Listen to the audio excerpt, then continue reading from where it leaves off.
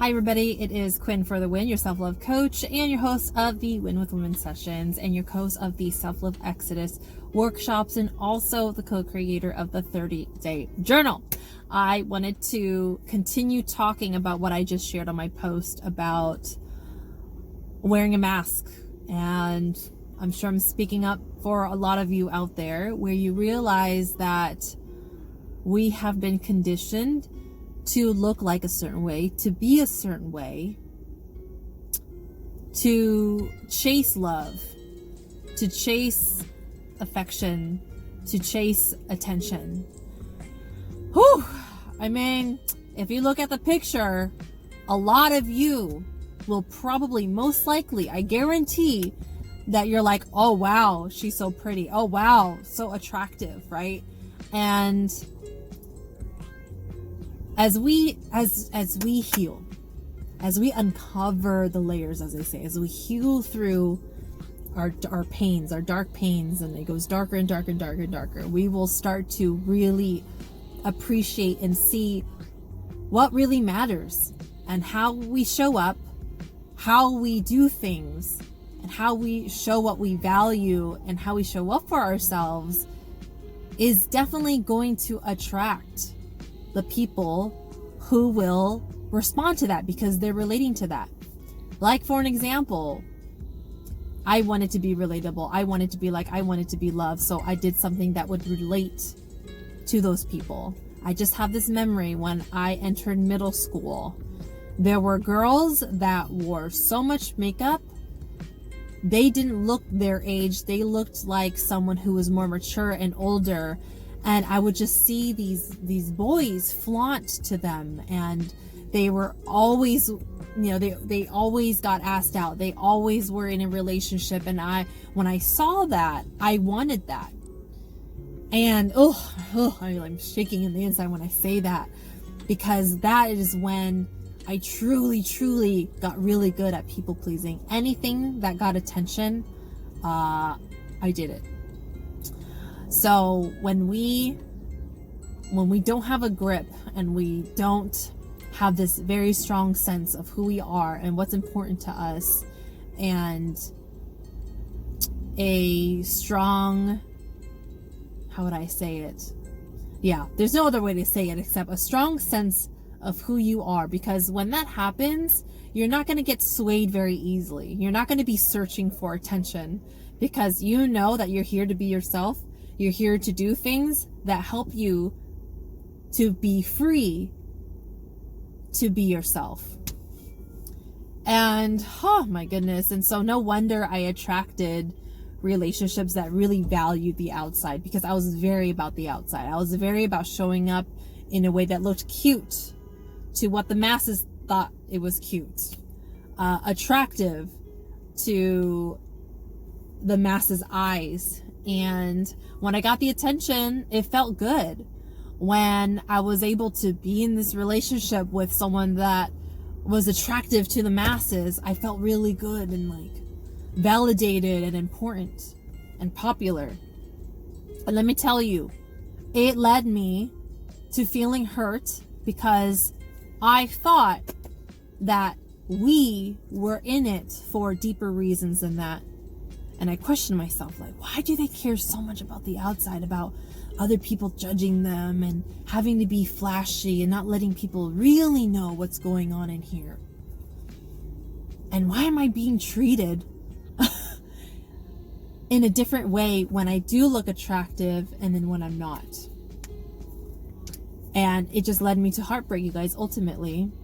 And looking back, I did not have a good relationship with myself at all, which led me to not having good relationships with my family members, which is why I'm seeing myself being able to heal with certain family members.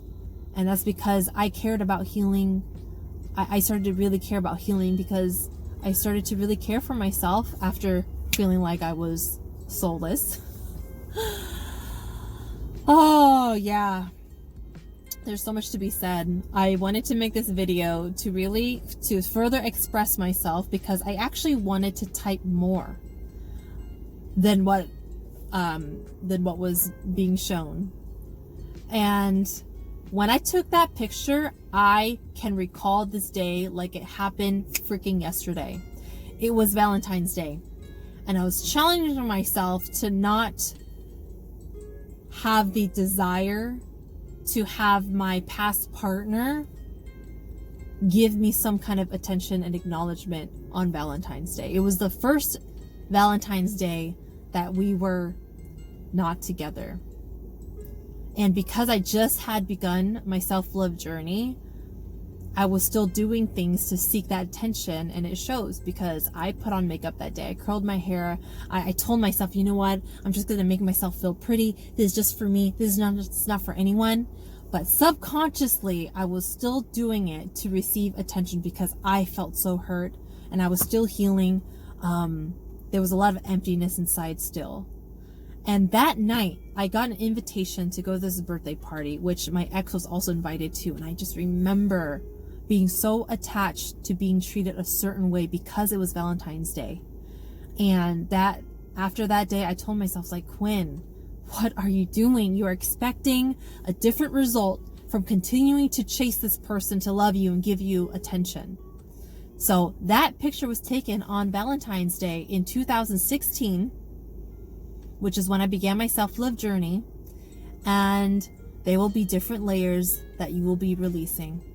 So it wasn't until a year later or a year and a half later where I started to really let go of my makeup. And, you know, the universe was like, I see you, Quinn. I'm going to have someone break into your car and take your whole entire makeup kit that you always have with you. I'm just going to have them take it away from you.